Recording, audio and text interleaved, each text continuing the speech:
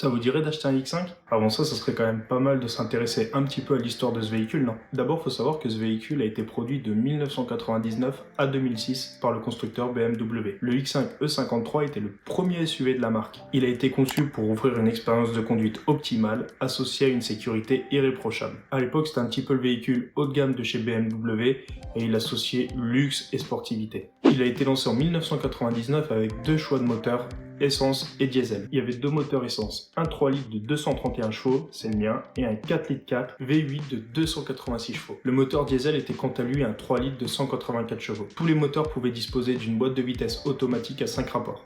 En 2001, un nouveau moteur haut de gamme est proposé. Un V8 essence de 4 litres 6 de cylindrée développant 347 chevaux. En 2002, la gamme X5 a été mise à jour avec une optimisation des moteurs. Le 4 litres 4 de cylindrée passe de 286 à 320 chevaux. Le 4 litres 6 gagne en cylindrée pour atteindre 4 litres 8 et passe à 360 chevaux.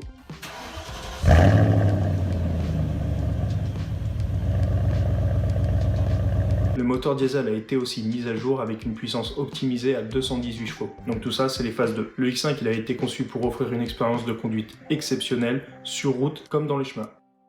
La suspension pneumatique adaptative permettait d'ajuster la hauteur de caisse pour une conduite plus souple sur la route et une meilleure garde-sol hors route. Le système d'adhérence X-Drive permettait une adhérence optimale sur route et dans les chemins. L'intérieur du E53 est spacieux et confortable avec des sièges en cuir et une climatisation automatique. Les fonctionnalités de confort incluaient un radio CD, une caméra de recul et même un système de navigation. En termes de sécurité, le E53 était équipé d'airbags frontaux et latéraux, d'un système de freinage anti-blocage, d'une stabilité gérée électroniquement et d'un système de contrôle de traction. L'histoire du E53 remonte en fait à la fin des années 90 quand BMW commence à travailler sur son premier SUV. À l'époque, BM était connu surtout comme un constructeur de voitures luxueuses et sportives.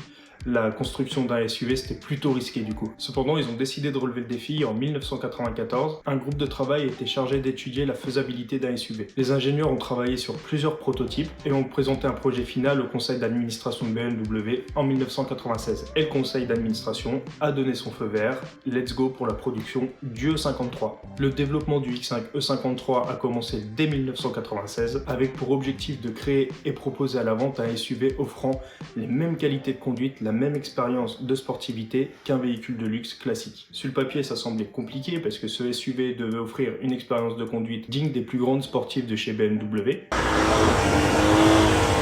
Mais il devait aussi être capable de transporter plusieurs passagers et d'avoir une capacité au niveau du coffre et de chargement bien plus élevée que les séries 5 classiques par exemple.